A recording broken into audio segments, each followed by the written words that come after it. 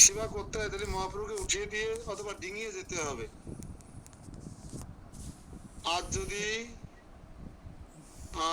ধর্ম পালন করতে হয় তাহলে সেবা করা যাবে না।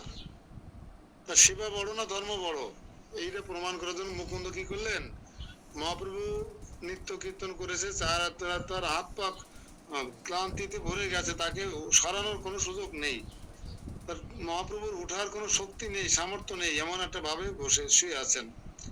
তখন মুকুন্দ দাস কি করলেন, মহাপ্রভুর গায়ের উপর উত্তরী বিছিয়ে দিলেন, দিয়ে তার উপর পার হয়ে গিয়ে মহাপ্রভুর জন্য রান্না বান্না সবকিছু সম্পাদন ভোগ লাগানো করলেন। কিন্তু মহাপ্রভুকে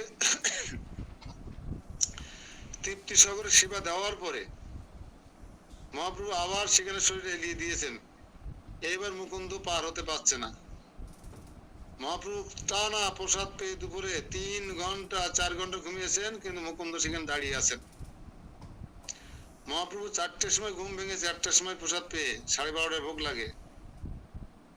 মুকুন্দ তুমি এখনো দাঁড়িয়ে আছো, তুমি সেবা নাওনি? না মহাপ্রভু। কেন? আমি আপনাকে লঙ্ঘন করতে পারছি না। আপনি প্রসাদ পেয়ে ক্লান্তিতে শরীর ভরপুর ছিল, ঘুমাচ্ছিলেন, আমি আপনাকে কি করে লঙ্ঘন করি?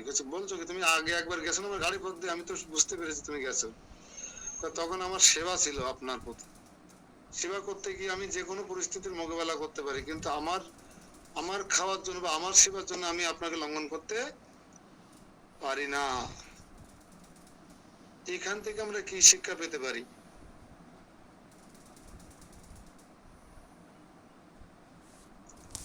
স্থান কাল পাত্র ভেদে কখনো সেবাই ধর্ম, আর কখনো সেবা না করলেও ধর্ম। স্থান কাল পাত্র সময় অসময় সবকিছু বিবেচনা করে সিদ্ধান্ত নিতে হবে। মহাপ্রভু খুব প্রসন্ন হয়েছিলেন। গোবিন্দ দাস কিন্তু তার শিষ্য নয়। গোবিন্দ দাসের সঙ্গে মহাপ্রভুর সম্পর্ক কি কে বলতে পারে? নন্দিতা, হরে কৃষ্ণ, নন্দিতা পাল। মহাপ্রভুর সাথে মুকুন্দ গোবিন্দ ঘোষ না রায়ের সম্পর্ক, দাসের সম্পর্ক কি? আমি জানি না। কালিদাস বাবু?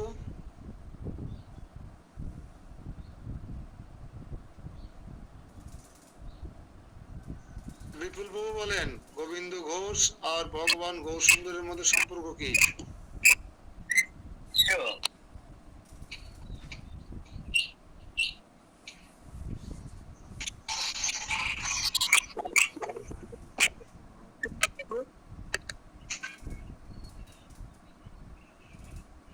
আমরা বুঝতে পারি। আমার কথা বোঝা যায় না? গোবিন্দ দাস আর মহাপ্রভুর সম্পর্ক কি? যে মহাপ্রভুর সেবা করতেন, সবসময় রান্না বান্না খাওয়ানো দাওয়ানো সেবা করতেন গোবিন্দ দাস, সম্পর্ক কি? দাস তো মহাপ্রভুর কাছে আশ্রয় নিয়েছিল। আরে আমি জিজ্ঞেস করছি সম্বন্ধ কি তার সাথে? বন্ধ করেন। মাথা জিম ধরে যায়। 30 সেকেন্ড যদি খোলা থাকে ওনার আইডিটা কে বলতে পারে? বলুন যে কোনো একজন। মহাপ্রভু সেবা দাস। হরে কৃষ্ণ। হরে কৃষ্ণ থেকে মুকুল নদী সঠিকটা বলবে। গুরু ভাই ছিল। গুরু ভাই এক ঈশ্বর পরিবারের শিষ্য। ঈশ্বর পরিবার তাকে পাঠিয়েছিলেন, যাও আমার শিষ্য রূপী স্বয়ং ভগবান পুরীতে অবস্থান করছে, তুমি তার সেবা করো। তোমার সম্পর্কে গুরু ভাই হলো, তুমি তার সেবক, তার সেবা করবে। গুরুদেব নিজে আদেশ করেছিলেন গোবিন্দ দাসকে, তুমি মহাপ্রভুর সেবা করবে, যাও। এরম ঈশ্বর পরিবার কর্তৃক আদিষ্ট হয়ে মুকুন্দ দাস, সেই গোবিন্দ দাস এসে মহাপ্রভু সেবায় যুক্ত হয়েছিলেন এবং গুরুর মতো সেবা করতেন। একজন গুরু ভাই সেবা যে করতে পারে, আমরা মহাপ্রভু আর গোবিন্দকে দেখলে বুঝতে পারি। এই জন্য আমরা বাস্তবেও করতে পারি। কোন গুরু ভাই যদি অসুস্থ থাকে বা অসহায় থাকে, কোনো কারণে কোনো বিপদে থাকে, আমরা তার সেবা করতে পারি। ঠিক আছে, আমরা সেবা করতেই পারি।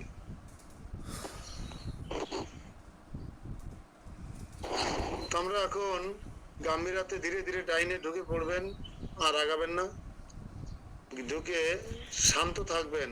ওখানে খুব মানুষগুলো শান্ত দেখবেন, ভক্তগুলো ওই হলো তাড়াহুড়ো চিৎকার চেঁচামেচি করবেন না, কারো করা উচিত না। আমরা যারা ভক্ত, একজন ভক্ত আর একজন আসরিক ভাবাপন্ন মানুষের মধ্যে পার্থক্যটা নিরূপণ হয় তার চলনে বলনে আচরণে আর আহারের সময় আর বিহারের সময়। আমরা কোন পরিবার থেকে উঠে এসেছি, যতই সাদা কাপড় আর সাদা পাঞ্জাবি আর তিলক আর কণ্ঠিমালা গলায় দিই না কেন, আমার আচরণের বহিঃপ্রকাশ করবে আহার বিহার সময়, খাওয়ার সময়, শোয়ার সময়, হ্যাঁ, আর গাড়িতে ওঠার সময় প্রকাশ পাবে যে আমরা কোন জায়গাতে উঠে এসেছি। খাওয়ার সময় প্রকাশ পাবেই। একটা হল রুমে শুতে যান, তখন বুঝতে পারবেন কেমন সহনশীল, কেমন স্বার্থপর, আর কত পরকাত পর দুঃখে দুঃখী, আপনারা বুঝতে পেরে যাবেন। তো মহাপ্রভু সেবক গোবিন্দ দাস ছিলেন মহাপ্রভুর আপন গুরু ভ্রাতা, ঈশ্বরচন্দ্র পরিবারের শিষ্য দুইজনেই। তো গাম্ভীরাতে ঢোকেন, আস্তে আস্তে দেখুন অনেক মনোরম সুন্দর একটা মন্দির, এবং মহাপ্রভুর সেই সমস্ত কুমণ্ডল বা যা যা ছিল মহাপ্রভুর। গাম্ভীরাতে একে একে ঢুকবেন, সব হুড়ি হুল্লোড় করবেন না, একটু প্রণামী দিবেন। এদের মন্দির চলে এরকম ভক্তদের প্রণামীর অনুদানে, তো প্রণামী দিবেন সবাই, এবং ওখানে আসমান জল রাখা আছে পেয়ে নাট মন্দিরে বসুন। সবাই যখন দর্শন শেষ হয়ে যাবে, আমি আজকে আপনাদেরকে বর্ণনা করে শোনাবো যে অনেকেই জানেন, তারপর বলতে হবে নতুন ভক্তদের জন্য যে অনেকেই জানেন না। যেমন অনামিকা, হরে কৃষ্ণ, আছে নাকি অনামিকা? অনামিকা মাতাজি, আচ্ছা চৈতি মাতাজির কাছে জিজ্ঞেস করি আমরা। চৈতি মাতাজি আছেন? আছে চৈতি মাতাজি, হরে কৃষ্ণ।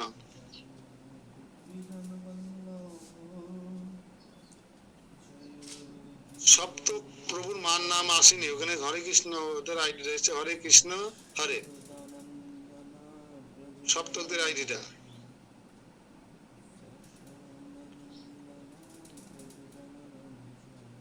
অনামিকা নাই মোবাইলের পাশে? অনামিকা,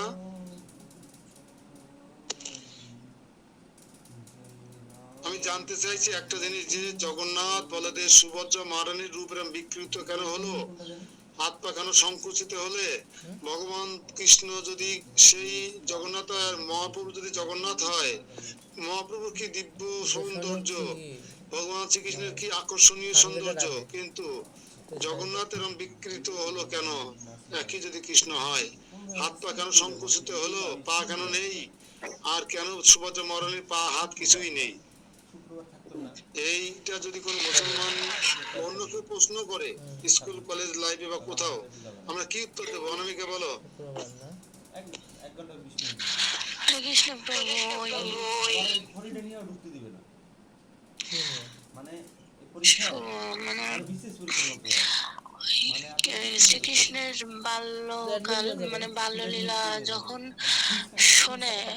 শোনায়, সেটা হচ্ছে সুভদ্রা আর শ্রীকৃষ্ণ বাইরে থেকে সেটা শুনে দাঁড়ায়, তখন সেটা শুনে ওনারা এতটাই হয়ে যায়, মগ্ন হয়ে যায়, যে তাদের চেহারায় ওইভাবে বিগলিত। অনেক সুন্দর উত্তর রয়েছে, অনেক সুন্দর। সংক্ষেপে বললি এটুকু। হ্যাঁ, অনামিকা মাতাজিকে ধন্যবাদ, অনেক সুন্দর বললেন। তাহলে আপনারা অনেকে বুঝতে পেরেছেন যে ভগবান শ্রীকৃষ্ণ যে বলদেব আর সুভদ্রার বিরহ বিদ্রোহ কাতর বিগলিত রূপ হচ্ছে জগন্নাথ রূপ, অপূর্ব অনিন্দ সুন্দর রূপ, যে রূপ আগে কখনো কোন তার পার্শ্ববৃন্দ দর্শন করেন। বিরহ বিদ্রোহ কাতর বিগলিত রূপ, লিখে রাখেন নোট। কৃষ্ণের এরকম বিকৃত রূপ জগন্নাথের, এটাই কারণ। নোটটা নিয়ে রাখুন, আমি বিস্তারিত এখন বলবো, ওটা বলে শেষ করবো আজকে, কারণ আমরা ট্যুরের আগ পর্যন্ত ভালো মনোযোগী হতে পারবো না ক্লাসে। আমরা পরিক্রমা করতেই থাকি। খাওয়ার দায়িত্ব যখন আমার, রাখার হোটেলে রাখার দায়িত্ব যেহেতু আমার, তো আপনাদের থাকতে তো সমস্যা নেই, খরচপাতি তো বেশি নেই। মাত্র ইন্ডিয়ান 8,000 টাকা করে নিয়েছি ট্যুরে। সব ট্যুর বাকি হবে, কিন্তু এই ট্যুর কিন্তু বাকি হবে না, বাংলাদেশের ট্যুর। ওই টাকা পরে দিলে হবে, কিন্তু এই টাকা নগদ দিয়েন। অলরেডি 15,000 টাকা আমি ধার করেছি খুলনা থেকে। যাদের গাড়ি ঠিক করেছি তাদের কাছে টাকা ধার করেছি, টার্মিনালে বসে বসে। না, খালি সুকুমার প্রভু কিছুটা 10,000 টাকা মানে দিয়ে দিয়েছেন। আমাদের সুকুমার রায় প্রভু, উনি অনেক দূরে ছিলেন, সেখান থেকে এসে বিয়ে দিয়েছেন। লিখছেন জগন্নাথের এই বিগলিত, এই যে অর্ধ নির্মিত রূপ কেন, বিকৃত রূপ কেন, অনেকে প্রশ্ন করে, আমরা উত্তর দিতে পারি না। আমি তো মানে মানতেই পারতাম না যখন এই জীবনে আসেনি যে এরকম আমার ভগবান হয় নাকি। হিন্দুকে বাড়াবাড়ি কত কিছু বলেছি, কটূক্তি করেছি।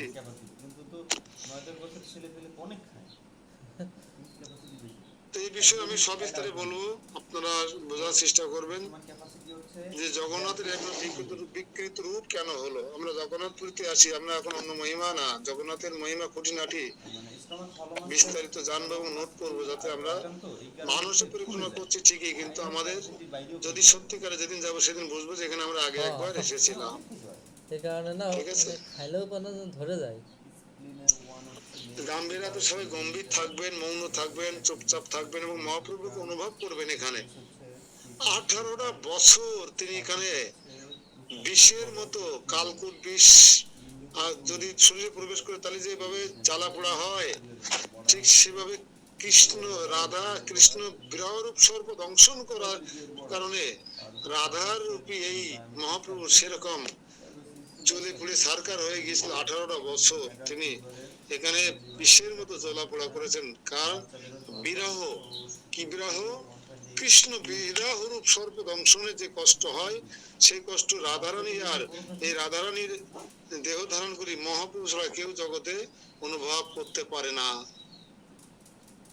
তাহলে সেই অনুভব দেখেন তো আপনাদের মধ্যে হয় কিনা, যে আপনি কৃষ্ণের বিরহ অনুভব করছেন, কৃষ্ণের বিরহে আপনার শরীর জ্বালাপোড়া করছে, কৃষ্ণ বিরহ আপনাকে খেতে ইচ্ছে করছে না, কৃষ্ণের সেই অদর্শনে আপনি নিজেকে ঠিক রাখতে পারছেন না, দুই চোখ বেয়ে জল গড়িয়ে গড়িয়ে পড়ছে, কৃষ্ণের বিরহে আপনার গায়ে বিষের মতন জ্বলে যাচ্ছে। কোথায় গেলে আমি কৃষ্ণ পাবো, কৃষ্ণ পাবো কোথায় গেলে, তোমরা বলো আমায় কৃষ্ণ কোথায় গেলে পাবো। এরকম অনুভব কি জীবনে কোনদিন হয়েছে? আজকে কি হচ্ছে? হরে কৃষ্ণ। তাহলে আমাকে বুঝতে হবে যে আমরা কখনো ভগবান বা ভগবানের ভক্তকে অনুকরণ করতে পারি না। অনুসরণ করতে পারি কিন্তু অনুকরণ করতে পারি না।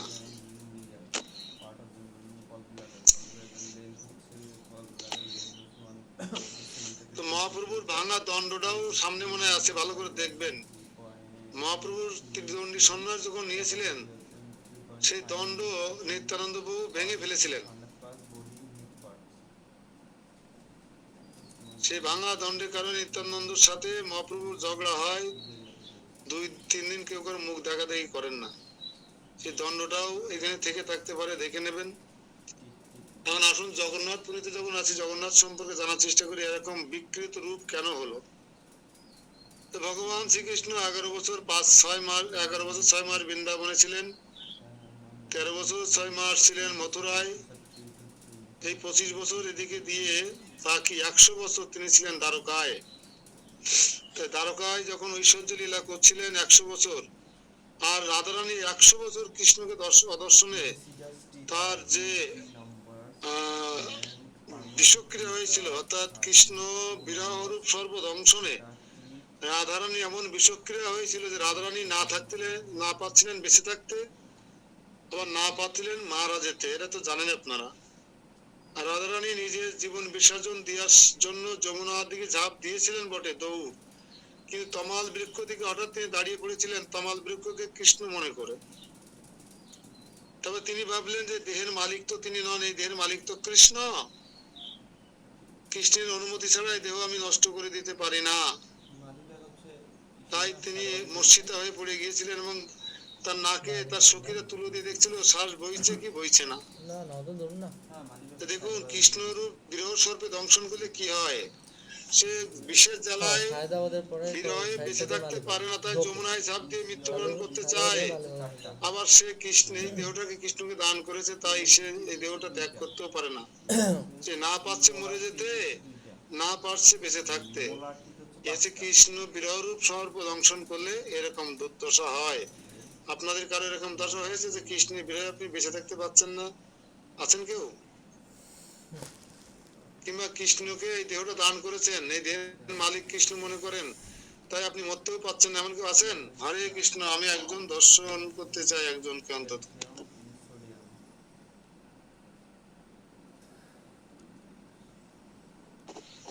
পুলিশ মাতাজি, আমরা কেউ নেই যে কৃষ্ণের বিরহে বেঁচে থাকতে পারছি না। হ্যাঁ, ভৈরব নদীতে ঝাঁপ দেবো, নপাড়ার পাশে একটু দৌড় দিলে ভৈরব নদী, কেউ আটকাবে না। আবার মরেও যেতে পারছি না কেন? দেহটা কৃষ্ণের, কিন্তু আমরা তো মনে করি দেহটা আমার ছেলের সাথে সম্পর্ক, আমার স্বামীর সাথে সম্পর্ক, এই দেহটা আমার, এরকম মনে করি কিনা আমরা?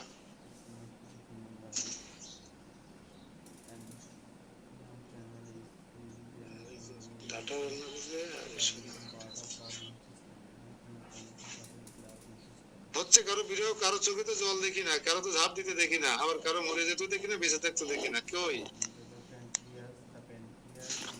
আবার আপনাদের স্বপ্নে গোপাল আসে, স্বপ্নে গোপাল আপনাদের নির্দেশ করে, হ্যাঁ, স্বপ্নে আপনাদের এই ফাইবারের ভগবান খেতে চায়। ফাইবারে কি ভগবান আবির্ভূত হতে পারে যদি আপনার একান্ত না চান? সেরকম ভক্ত হওয়া লাগবে না? এই জন্য আবেগের কোনো স্থান নাই এখানে। মহাপ্রভু কৃষ্ণকে দর্শন করতে না পেরে সেই তীব্র যন্ত্রণায় নাক মুখ দিয়ালে ঘষে রক্তাক্ত করে বেরতেন, ঘা হয়ে গেছিল, নাক মুখ দিয়ালে ঘষে কেটে ফেলে যে ব্যথা হয় না, অথচ মহাপ্রভু কৃষ্ণকে দর্শন করতে না পেরে তার 1 কোটি গুণ বেশি ব্যথা অনুভব করছিলেন। এই ভাবটুকু একটু অনুভব করার চেষ্টা করুন, দেখুন অনেক ভালো লাগবে যে আমরা কি। আর রাধারানীর ভক্ত হয়ে রাধারানী বা রাধারানীর মঞ্জুরি যারা আরো ছিলেন 64 করে, তারা কি আর আমরা কি, অনুভব করার চেষ্টা করবে। তো একদিন দ্বারকার ভগবান শ্রীকৃষ্ণের মহিষীরা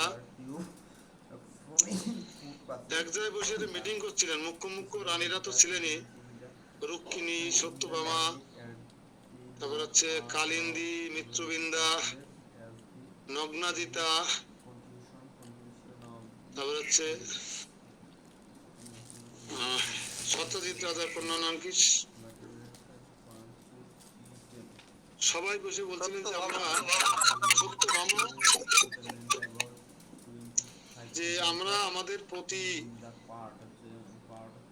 শ্রীকৃষ্ণের এত সেবা করি, এত তার টেক কেয়ার করি, কিন্তু তিনি আনমনে কেন থাকেন? আমরা পড়েছি না বীরত্র ভাগবতমে, সহজ হয়ে যাবে, এবার দেখবেন সহজ হয়ে যাবে আপনাদের জন্য যে কৃষ্ণ কতটা অনুরক্ত ছিলেন বৃন্দাবনবাসীর প্রতি।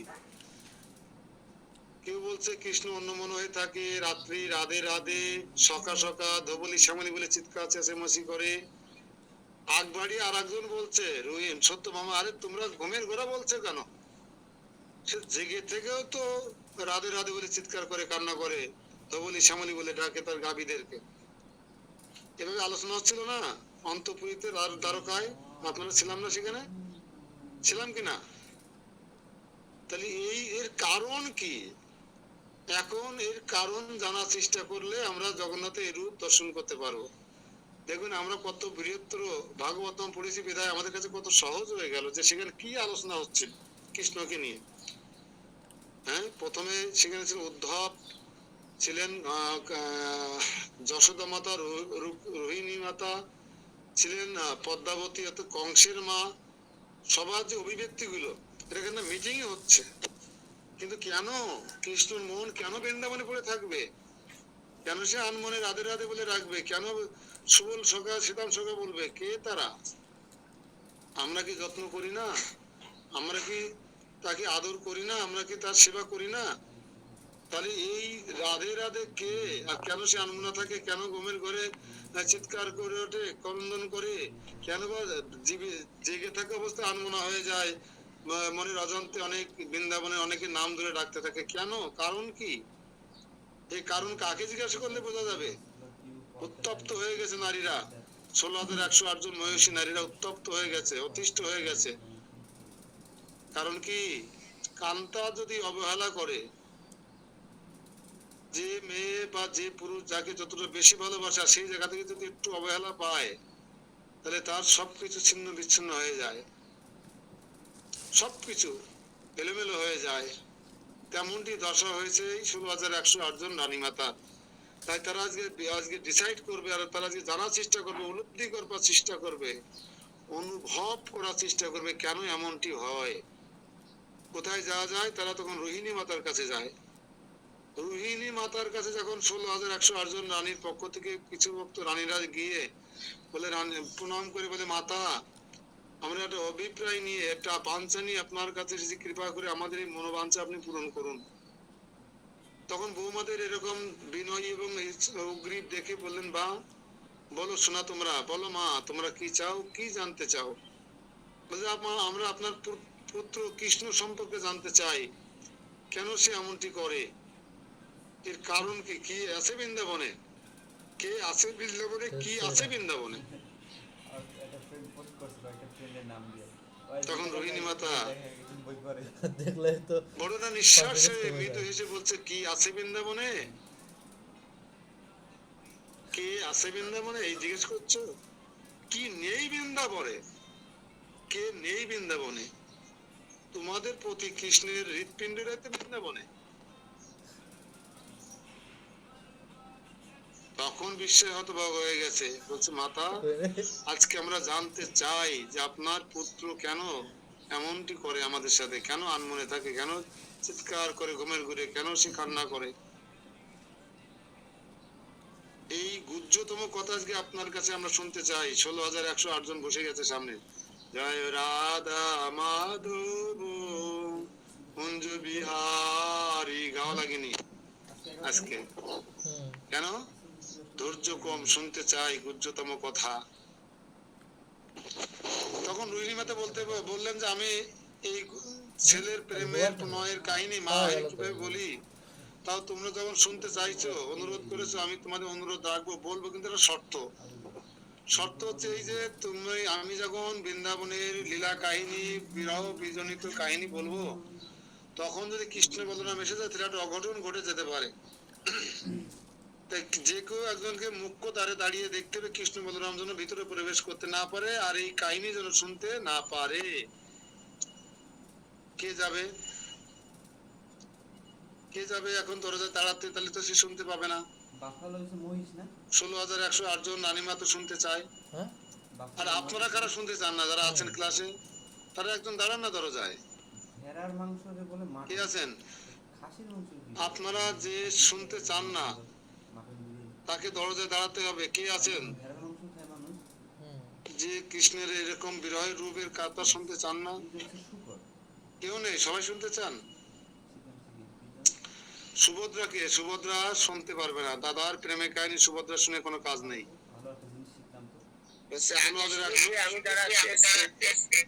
আপনি দাঁড়াবেন? এই যে সুভদ্রার প্রতিনিধি পেয়ে গেছি।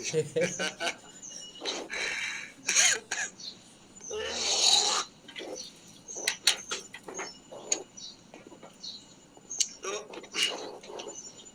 সবার চোখ পড়েছে সুভদ্রার দিকে। 16,108 জন বৌদি, একমাত্র ননদিনীর প্রতি চোখ পড়ে গেছে। ননদিনী আর বৌদির সম্পর্ক অধিকাংশ তিক্ততাই হয়, দুই একজনের বাদে, আর অধিকাংশ তিক্তই হয়। দেখবেন ওই সাতক্ষীরার একটা টিকটক করে একজন মহিলা যদি শোনে ও পিসিমা আসতেছে, ছেলে পোল্ট্রির পিসিমা আসতেছে, তখন পোল্ট্রির মা কি করে, লেপ গাইতে ঘুমায়, বলবা পিসিমারে বলিস আমার আজ 2 দিন জ্বর হয়েছে, মরতে পারছি না, আমি রান্না বান্না করে খাওয়াতে পারবো না, হ্যাঁ, কাঁপতে থাকে জ্বরেতে। কিন্তু পোল্ট্রি যখন বলে না মা আপনি তুমি বুঝছো পিসিমা না মাসিমা আসছে, তখন লেপ টেপ ঝেড়ে ফেলে দিয়ে কয়, কি বাজার করতে হবে কি করতে হবে সব রেডি করো। তো পিসিমার প্রতি বৌদির মানে ননদ আসলি আর বোন আসলি পার্থক্য আছে কি নেই? মাতাজিরা ভালো বলতে পারবেন, যাদের বিয়ে হয়ে গেছে সেই মাতাজিরা। ননদ আসলে একরকম অনুভূতি, আর নিজের বোন আসলে আর এক রকম অনুভূতি। ঠিক আছে তো কান্দারি মাতাজি? এখন মাতাজিরা কথা বলবেন না। ননদ আসলে গায়ে জ্বর আসে পোল্ট্রির মার মতন, আর বোন আসলে স্পিড 150 কিলোমিটার হয়ে যায় বোন আসলে। এই জন্য এখন চোখ পড়েছে 16,108 জন রানীমাতার কার দিকে? বোন সুভদ্রার দিকে। হ্যাঁ, বলছে হ্যাঁ সুভদ্রা তুমি এখানে কেন? তোমার তো এখানে থাকার কোনো প্রয়োজন নাই। তোমার ভাইয়ের প্রেমের প্রণয়ের কাহিনী তোমাকে শুনতে হবে কেন? যাও তুমি দরজায় দাঁড়াবে, কেউ যেন ভিতরে প্রবেশ করতে না পারে। যাও। 16,101 পাশে আর একা এক পাশে। কোনো গতি না দেখে সুভদ্রা কাছুমাছু করতে করতে দরজায় গিয়ে দাঁড়িয়েছেন, দরজা আটকাই দিয়েছেন। 2 হাত প্রসারিত করে তখন কৃষ্ণ বলরাম এসে না ঢুকতে পারে, আবার কানটা ঠিকই ভিতরে খাড়া দিয়ে রাখতে হবে, কি বলে শুনি। কারণ সুভদ্রা তো আসলে বৃন্দাবনে ছিল না, তারকাতেই বেশি সময় কাটিয়েছেন, মথুরাতে বেশি সময় কাটিয়েছেন। এই জন্য অনেক কিছু অতটা উপলব্ধি সুভদ্রা ছিল না। তখন বলছে মাতা রোহিণী যে কি বলবো, নিজের প্রণয়ের ছেলের প্রণয়ের কথা, সেই যে কৃষ্ণ বিরহের রূপ সর্বে ধ্বংসনকারী সেই বৃন্দাবনে ব্রজবাসীদের দুর্দশার কথা বলতে গেলে আমার বুকটা ফেটে যায়। আমার আর এই দুঃখ কষ্ট সহ্য হয় না। রোহিণী মাতা বলেছিল মনে আছে বৃহৎ ভাগবতমে, বৃন্দাবনবাসীর কথা চিন্তা করে সেই অভিব্যক্তি এখন ব্যক্ত করছেন। যখন কৃষ্ণ বৃন্দাবনে ছিল তখন বৃন্দাবন অপরূপ সাজে সজ্জিত ছিল, ব্রজবাসীদের ব্রজাঙ্গনাদের সুখের সীমা ছিল না। এখন কৃষ্ণ বৃন্দাবনে যখন ছিল তখন বৃক্ষ ফলের ভারে নিয়ে পড়তো, গাছে গাছে ফুল প্রস্ফুটিত হয়ে গাছ মৌ মৌ করতো, পাখিরা কুজন করতো, এ ডাল থেকে সে ডালে লাফিয়ে লাফিয়ে কৃষ্ণকে আনন্দ বর্ধন করতো, বানরেরা মনের আনন্দে লাফালাফি করে কৃষ্ণকে সঙ্গদান করতো। আর ময়ূরেরা কি করতো? কৃষ্ণকে পেখম ধরে নৃত্য করতো, কৃষ্ণের সঙ্গে নৃত্যের প্রতিযোগিতা করতো। দিতে পারবে না। হ্যাঁ, রোহিণী মাতা যশোদা মাতা নয়নের কোণে এড়িতে পারত না, 1 সেকেন্ড নয়নের থেকে আড়াল হয়ে গেলে মা যশোদা পাগল হয়ে যেতেন। আমার কানা কোথায়, কানা কানা কোথায়, আমার কানাই কোথায়। 1 সেকেন্ড যদি চোখের পলকে এর থেকে বাইরে চলে যেতেন, দৃষ্টিশক্তির সীমার বাইরে চলে যেতেন, মা যশোদা পাগল হয়ে যেতেন। আর রাধারানীর কথা কি বলবো, রাধারানীর শয়নে স্বপনে কিবা জাগরণে অহর্নিশি চিন্ত কৃষ্ণ বলো বদনে, এই ভাবটুকু শুধুমাত্র রাধারানীর ছিল। কেমন আমরা মুখে বলি বটে, কিন্তু বাস্তবতা অত সহজ নয়। অহর্নিশি চিন্ত কৃষ্ণ বলহ বদনে, অহর্নিশি চিন্তা করতো কে? কৃষ্ণকে নিয়ে। কে? আপনি করতে পারেন? একটু পরে তো মেয়েকে ফোন দিতে হবে, একটু পরে তো বাড়ির ঘেরের খোঁজ নিতে হবে, ধানের খোঁজ নিতে হবে, ব্যবসার খোঁজ নিতে হবে, বন্ধু বান্ধব সখাদের সাথে, হ্যাঁ, ভক্তদের সাথে যোগাযোগ করতে হবে। তাহলে অহর্নিশি চিন্ত কৃষ্ণ কি করে হলো? একজন ব্যক্তি আছেন যে অহর্নিশি চিন্ত কৃষ্ণ বলবদনে, সে হচ্ছে রাধারানী, আর কলিযুগে আছে গৌরাঙ্গ মহাপ্রভু।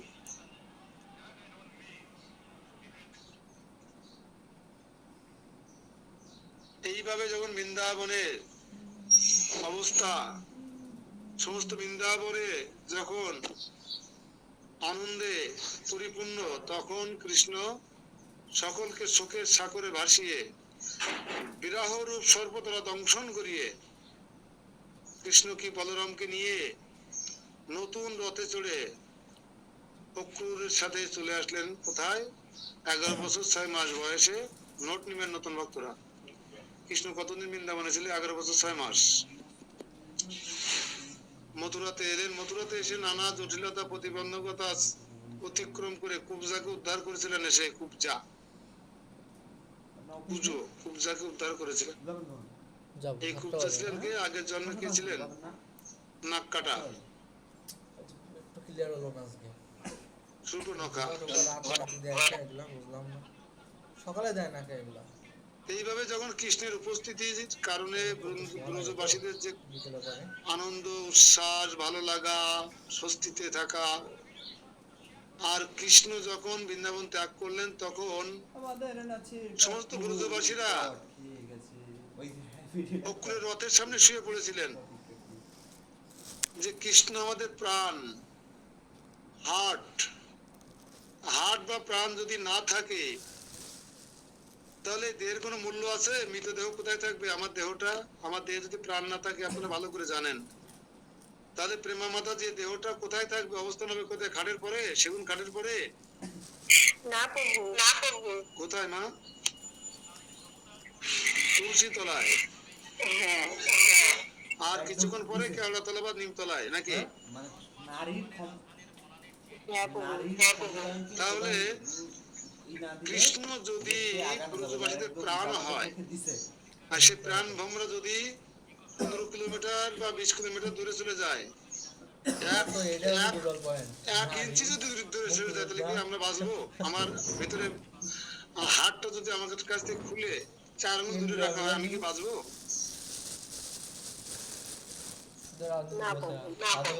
যদি প্রাণবায়ু দেহের ভিতর থেকে নির্গত হয়ে 1 ইঞ্চি দূরে থাকে, আমি কি বাঁচবো? তাহলে কৃষ্ণ ছিলেন ব্রজবাসীদের প্রাণ। সেই কৃষ্ণ চলে গেছেন মথুরায়, তাহলে ব্রজবাসীরা মৃত না জীবিত?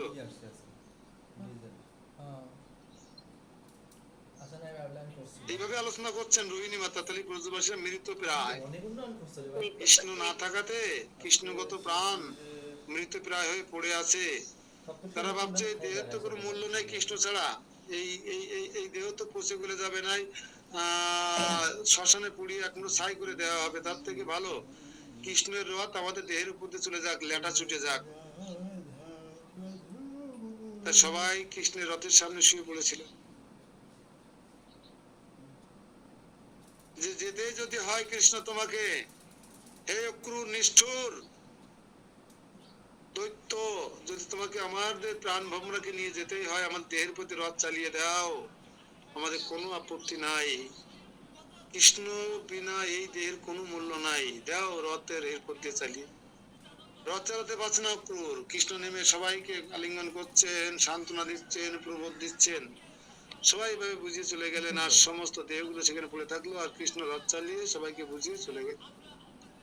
দেহগুলো যেন চলছে না, রান্না চুলো নেই, কৃষ্ণের অদর্শনে বা অনুপস্থিতিতে বৃন্দাবনের কি পরিস্থিতি সেটা এখন রোহিণী মাতা কাদেরকে বলছেন? 16,108 জন রানীকে বলছেন। দ্বারকায় বসে আলোচনা হচ্ছে, আর সুভদ্রা মহারানী দ্বার পাহারা দিচ্ছে যেন কৃষ্ণ বলরাম ভিতরে প্রবেশ করতে না পারে, তাহলে আমরা এই কাহিনী শুনতে পারবো না, এই স্বার্থ। আর কৃষ্ণ বলরাম কোথায় ছিল? সুধর্মা সবাই ছিল, নাকি? অন্তর্যামী তো বুঝতে পেরেছেন, কৃষ্ণ ইশারা করেছেন, দাদা চলো, মা আজকে বৃন্দাবনের আমাদের অনুপস্থিতি জনিত যে দুর্দশার কাহিনী বর্ণনা করছেন। কৃষ্ণ বলরাম রাজধানী সুধর্মা সভা থেকে সেখানে দাদুকে দায়িত্ব দিয়ে তারা ছুটে চলে আসলেন। এসে দেখেন দ্বার পাহারা দিচ্ছেন সুভদ্রা, দরজা দেওয়া, তারা ঠেলাঠেলি চেষ্টা না করে, ডিস্টার্ব না করে, কথা না বলে দুইজন ভাই, ডান পাশে বলদেব, বাম পাশে জগন্নাথ, কান পেতে শুনতে লাগলেন। কৃষ্ণ বাম পাশে সুভদ্রা, ডান পাশে হচ্ছে বলরাম, শুনতে লাগলেন বলদেব ভিতরে কি বলছেন, যে কৃষ্ণের অনুপস্থিতিতে বৃন্দাবনের সেই শ্রী বিস্মৃত রূপান্তরিত হয়ে গেল। আর বনে বনে পুষ্পকলি ফোটে না, গাছের ফলবাহী বৃক্ষের ফলে তারা পরাক্রান্ত হয়ে নিয়ে পড়ে না, আর ময়ূররা গাছে গাছে পেখম তুলে নৃত্য করে না। হ্যাঁ, সকার আর গোচারণে না গিয়ে চারিদিকে মুখ করে মুখে হাতে বসে আছে, কখনো আমাদের সখা কৃষ্ণ এসে আমাদের সঙ্গে যোগদান করে আমাদের প্রাণ সঞ্চার করবে দেহে।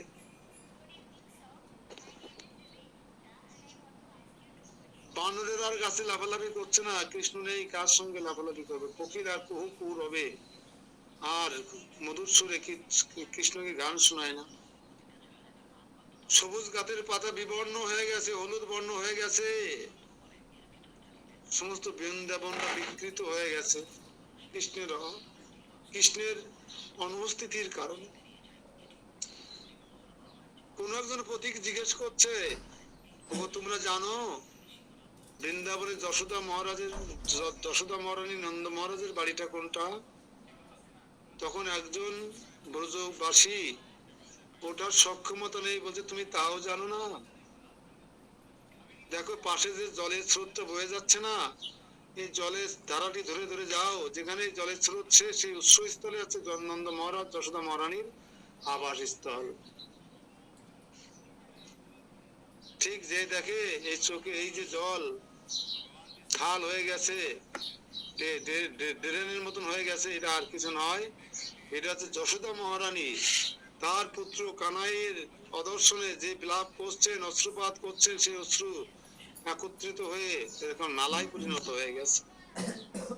এই হচ্ছে কৃষ্ণের বৃন্দাবনে অনুপস্থিত জনিত দৃশ্যপট। প্রত্যেক গৃহে গৃহে যে রান্না করা চুলো ছিল, সে চুলোয় মাকড়সার বাসা হয়ে গেছে। আপনারা যারা বৃন্দাবনে চুরাশি করে পরিক্রমায় গেছেন, দেখবেন তাদের একদম সাদা শীতে জীবনযাপন, একদম সাদা মাটা জীবনযাপন। 500 বিঘে জমির মালিক যিনি, তার অত্যন্ত সাদা মাটা জীবনযাপন। আর যে 1 বিঘে জমির মালিক, তারও সাদা মাটা জীবনযাপন। তাদের ঘর বিশাল বড় দরজা, কোনো দরজা লাগানো লাগে না, ফাঁকা, ভিতরে দড়ি দিয়ে বোনা 4টে খুঁটির পরে একটা খাট, হয়তো একটা মাটির জলের কলস, বড় দূর একটা কেদারাস, এই ছাড়া আর কোনো ফার্নিচার নেই। কোটি কোটি টাকার মালিক। সিম্পল লাইফ তাদের। এরকম গ্যাসের চুলো নেই, ইন্ডাকশন চুলো নেই, তারা মাটিতে মানে বাইরে এটা চুলো করে আস্তে আস্তে বাবলা গাছ দিয়ে রান্না করে। এই সাইডে মোটা মোটা বাবলা গাছ কেটে, প্রচন্ড বাবলা গাছ পাওয়া যায় বৃন্দাবনে, প্রচুর। এই কাঁটাওয়ালা বিশাল 4 ইঞ্চি 6 ইঞ্চি লম্বা কাঁটাওয়ালা বাবলা গাছ, তাও কিন্তু বাবলা গাছটার মাথাও মাটির দিকে নিয়ে থাকে, কৃষ্ণকে প্রণাম করে।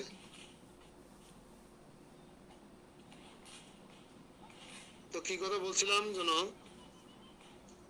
এই সমস্ত ব্রজগোপীদের চুলোগুলো বাইরে থাকে, বাইরে সেই চুলোর পাড়ে এমনি সেমনি পড়ে আছে ব্রজবাসীরা প্রাণহীন দেহের মতো। চুলোর মধ্যে মাকড়সার জাল বেঁধে গেছে। কেন বেঁধে গেছে? কৃষ্ণ যেদিন চলে গেছে সেদিন তারা নাওয়া খাওয়া বন্ধ করে দিয়েছে। প্রাণ নেই, মৃতদেহকে খেতে পারে? হরে কৃষ্ণ।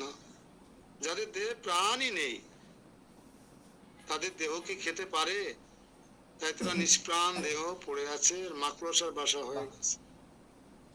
অষ্ট সখীরা রাধারানীকে নিয়ে তুলো দিচ্ছে নাকে, আর ছাড়ছে আর ধরছে যে ঠিক আছে কিনা, পালস আছে কিনা, গা গরম আছে কিনা, সর্ষে তেল পাত তলে কেউ লেপে দিচ্ছে, এরকম করে দিচ্ছে, কেউ হাতের তলা ডুলে দিচ্ছে, কেউ মাথা ডুলে দিচ্ছে, কেউ নাকে তুলো দিয়ে দেখছে রাধারানী বেঁচে আছে কিনা, হরিনাম দিতে হবে কিনা।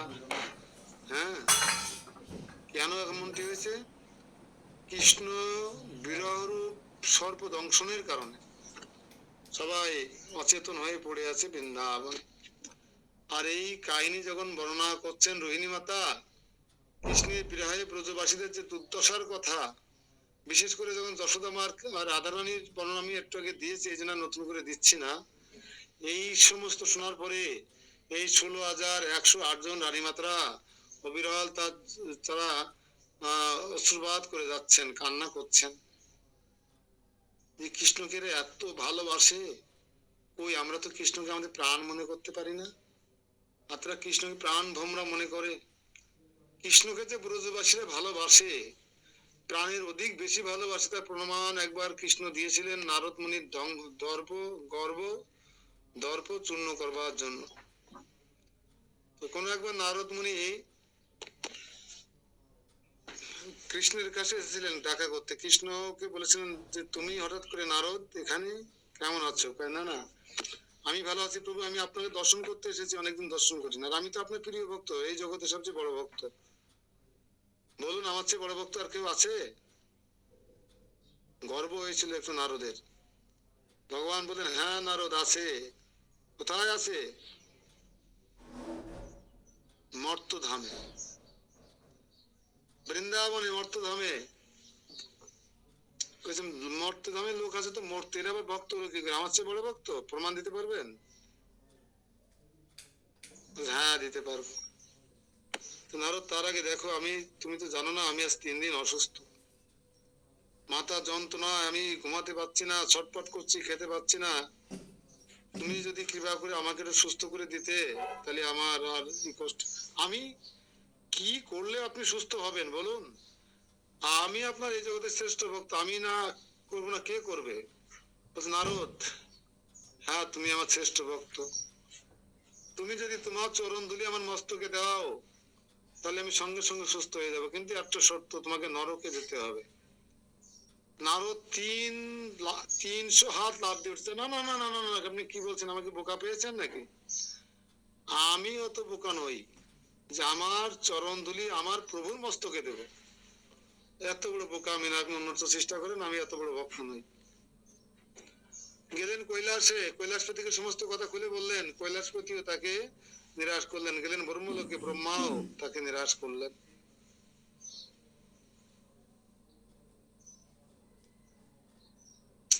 এইভাবে সবাইকে নিরাশ করার পরে তখন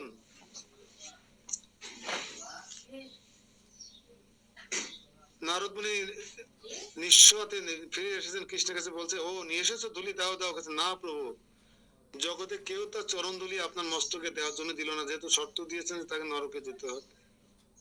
তুমি ব্রজে গিয়েছিলে? ব্রজে? বৃন্দাবনে না তো। বৃন্দাবনে কি তা যাও না, সেখানে একবার চেষ্টা করুন। আরে তোমার এত বড় বড় ভক্তরা এত ভালোবাসে তোমাকে, তারা একটু চরণ ধুলি দিল না? বৃন্দাবনে ওই মূর্খ গোটা গোলানো, গোবর গোলানো, গাভী দহন করা ওই শুধু মূর্খরা তোমাকে দেবে, এরা হয় কি করে? না না না না, বৃন্দাবন যেতে হবে না। নারদ আমি অসুস্থ, আমি কষ্ট পাচ্ছি, একবার চেষ্টা তো করো। তখন নারদ মুনি অন্য গতি না দেখে তিনি বৃন্দাবনে গেলেন। বৃন্দাবনে নারদ মুনিকে দর্শন করে বিনয় টঙ্কার দিয়েছেন গিয়ে নারদ মুনি। আর বিনয় যখন টঙ্কার দিয়েছেন, চুরাশি করেছে, যত ব্রজবাসীদের সবাই লাভ দিয়ে ছেড়ে উঠেছে। আরে নারদ এসেছে, নারদ তারকা থেকে নারদ এসেছে, নারদের কাছে আমাদের প্রভুর সংবাদ পাবো, তিনি কেমন আছেন। সবাই ছুটে এসে নারদকে প্রণাম করছে, নারদকে করজোড়ে বলছে প্রভু কোথায়, আমাদের প্রভু কেমন আছে বলো, একবার বলো, আমরা সহ্য করতে পারছি না, দেরি করতে পারছি না, তাড়াতাড়ি বলো আমাদের প্রভু কেমন আছে। না তোমাদের কৃষ্ণ ভালো নেই, প্রচন্ড মাথা যন্ত্রণা, কোন রাজবদ্ধ ওষুধ বিষুধে কোনো কিছুতে পরিবর্তন হচ্ছে না। এখন একটাই উপায়, কেউ যদি তার প্রিয় ভক্ত শুদ্ধ ভক্ত তার চরণ ধুলি কৃষ্ণের মস্তকে দেয়, তাহলে সে সুস্থ হয়ে যাবে। সঙ্গে সঙ্গে হাজার হাজার ব্রজবাসীরা বলছেন, অষ্টসখী সহ সবাই বলছেন পাত্র নিয়ে এসেছো? হোয়াট ইজ পাত্র? হ্যাঁ পাত্র, তুমি চরণ ধুলি নেবে না? আরে মূর্খ, তুমি বাকিটুক তো শোনো, যে কৃষ্ণকে চরণ ধুলি দেবে তার মস্তকে দেওয়ার সাথে সাথে তাকে নরকে যেতে হবে। এবার কে দেবে তোর চরণ ধুলি? তখন ব্রজবাসীরা বলছে ও কৃষ্ণকে চরণ ধুলি দিলে, তাকে সুস্থ করলে যদি আমাকে নরকে যেতে হয়, আমি হাসতে হাসতে খেলতে খেলতে নরকে যাব, কিন্তু আমি চাই আমার প্রভু যেন সুস্থ থাকে। এই আছে কৃষ্ণের প্রতি ভালোবাসা। অত সুস্থ না, আমি খাবো কাশ্মীরি পনির, কৃষ্ণ খাবে বাতাসা, এই আছে কৃষ্ণের প্রতি আমার ভালোবাসা। এরকম আছে না গ্রামে গঞ্জে, যে কি আমি গোপাল স্বপ্নে পাইছি, রাধা কৃষ্ণ আমাকে এই আদেশ করে গেছে, রাধা কৃষ্ণ স্বয়ং এসে আমাকে বলে গেছে, ইত্যাদি ইত্যাদি বলে না, তারা নকল দানা বেশি লাগায়। আবেগ কখনো ধর্ম নয়। এই সমস্ত কথা বলছেন যখন, রোহিণী মাতার সম্মুখে বসা 16,108 জন রানী মাতা কান্না করছেন, বাইরে কৃষ্ণ বলরাম সুভদ্রা এমন ভাবে কান্না করছেন, কান্না করতে করতে চোখের জলে ভেসে যাচ্ছে দ্বারকাপুরী।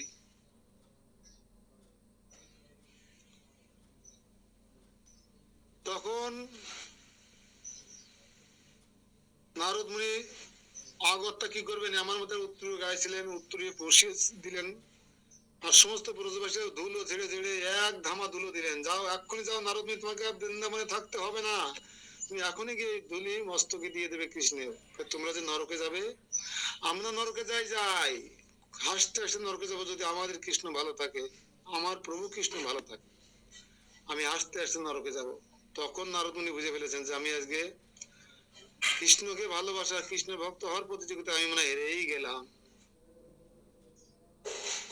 কৃষ্ণর জন্য বলরাম সেই দেবর্ষী নারদ যখন ধুলো নিয়ে গেলেন বলে বলো, কৃষ্ণ বলছে এত কি ব্রজ ধুলি, শিখির মস্তকে দাও, আগে সুস্থ পরে বলছি। তখন সেই ধুলি নিয়ে কৃষ্ণ যখন মস্তকে দেয় ব্রজবাসীদের ধুলি, তখন কৃষ্ণ সঙ্গে সঙ্গে সুস্থ হয়ে যায়। দেখে হতবাক হয়ে যায় দেবর্ষী নারদ। নারদ বললেন যে ব্রজবাসীরা কত মূর্খ যে তোমাকে চরণ ধরে দিল। হ্যাঁ হ্যাঁ, তখন বলছেন আরে তাই ব্রজ আমার এই জগতে আমাকে ভালোবাসে যে সেই তো বড় ভক্ত, তাহলে আমার জগতে বড় ভক্ত কে? তখন নারদ মুনি মাথা নত করে দিয়েছিলেন যে এই জগতে সবচেয়ে বড় ভক্ত বৃন্দাবনবাসী, ব্রজবাসী। তাদের মধ্যে বড় ভক্ত অষ্টসখী, তাদের মধ্যে বড় ভক্ত হচ্ছে যশোদা মাতা, তারপরে বড় ভক্ত হচ্ছে কে? রাধা রানী। এইভাবে যখন বাইরে দাঁড়িয়ে শুনছিলেন, শুনতে শুনতে কান্না করতে করতে বিকারগ্রস্ত হয়ে যখন কৃষ্ণ, বলরাম এবং সুভদ্রা মুখ হাত পা সংকুচিত হতে লাগলো, মুখ বিকৃত হতে লাগলো, অপরূপ একটা সুন্দর রূপে তারা রূপান্তরিত হলেন, যে রূপ এই জগৎবাসী তার পার্শ্ববৃন্দ কখনো কোনো সময় দেখেন নাই। নারদ মুনি দ্বারকা এসেছেন, দ্বারকাবাসীর খোঁজ নেওয়ার সময় এসে দেখে দ্বারকায় শুনশান নীরবতা, কোনো টু শব্দ নেই, কোনো লোকজন নেই। কোথায় গেছে সবাই? নেমন্ত্রণ রক্ষা করতে বাইরের রাষ্ট্রে গেছে নাকি? এত শুনশান নীরবতা কেন? হল রুমে প্রবেশ করে দেখে 16,108 জন রানী মাতা শুধু নয়, রোহিণী মাতা, রুক্মিণী সহ সমস্ত তার 18 জন মা সেখানে অবস্থান করছেন কৃষ্ণ বলরামের এই কাহিনী শ্রবণ করবার জন্য। তখন দ্বারে, সিংহদ্বারে যখন আসলেন নারদ মুনি, এসে হঠাৎ করে তিনটে মূর্তি দর্শন করলেন। কি মূর্তি? আমরা যে মূর্তি রূপে জগন্নাথ বলদেব সুভদ্রাকে দর্শন করি, তিনি মূর্তি দর্শন করলেন। বলছে ওয়াও, যুগে যুগে কতবার তো এখানে এসেছি, এরকম রূপ তো কখনো দেখিনি। কে তোমরা? এত এইরকম বিকৃত রূপে তো কখনো দেখিনি। নারদ মুনি কণ্ঠস্বর শোনার পরে জগন্নাথ বলে সুভদ্রা মরণের সম্বিত ফিরে পেলেন, নিজের আগের রূপে ফিরে গেলেন। আগের রূপে ফিরে গিয়ে বলছেন আরে নারদ তুমি এসেছো, এসো এসো এসো, অনেক শুভেচ্ছা জানাচ্ছি তোমাকে আমার রাজধানীতে আসার জন্য। কুশলে আছো কিনা, পথে ঘাটে কোনো কষ্ট হয়েছে কিনা? নারদ মুনি এসব দিকে খেয়াল নেই। আরে আরে এসব কথা রাখেন, বলো আগে তো বলুন, আগে তো বলুন ভগবান, আমি আপনার কাছে যুগে যুগে কতবার এসেছি। এই তো কয়দিন আগে আপনার মাথা ব্যথা করছেন, ধুলো দিয়ে গেছি, চরণ ধুলো দিয়ে গেছি বৃন্দাবনের বাসীদের। কিন্তু আজকে আপনি বলুন আপনার এরকম বিকৃত রূপ কিভাবে হলো? তখন বলছে, সমস্ত কাহিনী খুলে বললেন যে আমি বিরহ বিদ্রোহ কাতর বিগলিত রূপ হয়ে গেছে আমার, রোহিণী মাতার কাছে বৃন্দাবন বাসীর ব্রজবাসীদের দুর্দশার কথা শ্রবণ করতে পেরে। নারদ তুমি এসেছো, আমি অত্যন্ত প্রীত, তুমি বর প্রার্থনা করো। বলছে হে ভগবান, বর যদি আমাকে দিতে হয় এবার দান করুন, যে এই আপনার যে আমি একটু আগে অনিন্দ সুন্দর, অপরূপ সুন্দর যে জগন্নাথ বলদেব সুভদ্রার যে মূর্তি বা বিগ্রহ দর্শন করলাম, এই বিগ্রহ জগৎবাসী দর্শন করুক, আপনি জগতে এই রূপে প্রকটিত হন, জগতে আপনি এই রূপে প্রকটিত হন। এইভাবে ভগবান শ্রীকৃষ্ণ নারদ মুনির দ্বারা এইভাবে অনুরোধ প্রাপ্ত হয়ে বলছেন তথাস্তু। তবে এই যুগে নয়, কলি যুগের সকাল বেলায় আমি শঙ্খক্ষেত্রে, কুরুক্ষেত্রে, জগন্নাথপুরী ধামে আমি সেখানে রাজা ইন্দ্রদুম্ন দ্বারা বিশাল রাজকীয় ভাবে সজ্জিত হব এবং সেবিত হব। এই রূপে জগৎবাসী আমাকে দর্শন করবে এবং জগৎবাসী 23 ঘন্টা আমাকে দর্শন করবে, দিন রাত 23 ঘন্টা, কোনো রেস্ট্রিকশন থাকবে না। শুধু 1 ঘন্টা দেবতাদের সাথে আমার মিটিং হবে, সেই 1 ঘন্টা বাদে। সমস্ত কিছু বলে দিলেন কৃষ্ণ। এবার তো বুঝতে পেরেছেন কৃষ্ণের রূপ। জগন্নাথ বলদেবের চেহারা এরকম ছ্যাবলানো কেন, বিকৃত কেন, আত্মসন্তুষ্ট কেন? এই বিরহ বিদ্রোহ কাতর রূপ, এই হচ্ছে ভগবানের বর্তমান যে রূপ। হরে কৃষ্ণ হরে কৃষ্ণ কৃষ্ণ কৃষ্ণ হরে হরে, হরে রাম রাম রাম হরে হরে। যাক, সংক্ষেপে আমি এই রূপ কেন কৃষ্ণ গ্রহণ করলেন তাই সেই লীলা বললাম। এখন আমরা ধীরে ধীরে উঠে পড়বো। জয় গাম্ভীরা ধাম কি, জয় মহাপ্রভু কি। আশা করি আপনারা অনেক কিছু উপকৃত হয়েছেন। এখানে গাম্ভীর্য বজায় রেখেছিলেন, কথাবার্তা বলেননি, চিল্লেপাল্লা করেননি, ইশার ইঙ্গিতে কথাবার্তা বলেছেন, পান্ডা পুরোহিতদের প্রণামী দিয়েছেন, আচরণামিত্ব পেয়েছেন এবং দর্শনীয় সবকিছু শেষ করেছেন। পাঠ কীর্তন হলো, জগন্নাথের বিকৃত রূপের কাহিনী আলোচনা হলো। এখন আমরা 5 থেকে 7 মিনিট সময় লাগবে, তাও লাগবে না, হাঁটতে হাঁটতে আমরা মন্দিরে প্রবেশ করব। সমস্ত প্রত্যেক প্রক্রিয়া শেষ করে আপনারা জানেন জগন্নাথকে দর্শন করব, গরুর স্তম্ভকে একটু কৃপা করব, চাইবো, প্রণাম করব। করার পরে আমরা সরাসরি আনন্দ বাজারে ঢুকে যাব। হরি বল। এই আনন্দ বাজারে গিয়ে আকণ্ঠ আনন্দ ভোজন করে আমরা হরে কৃষ্ণ। আজকে আনন্দ বাজার আজকে আর যাবো না, কালকে আনন্দ বাজার। হ্যাঁ, আজকে কিছু প্রয়োজনীয় কথা আছে, এগুলো বলতে হবে। আপনি যারা জিজ্ঞেস করেন, হ্যাঁ, আর ভালো লাগছে, আপনার আলোচনা খুব সুন্দর লাগছে। তার মধ্যে লাগছে যে ওই নারদ মুনি যে এই কথা শুনে, ধুলো দেওয়ার কথা শুনে 300 হাত লাফায় উঠলো, এই একটা কথা ভালো লাগছে। আর ব্রজ কবিরা ধুলা ধুলো এক ধামা, এই দুটো নতুন তথ্য পেলাম। হরে কৃষ্ণ। এখন আমার কিছু প্রয়োজনীয় কথা আছে।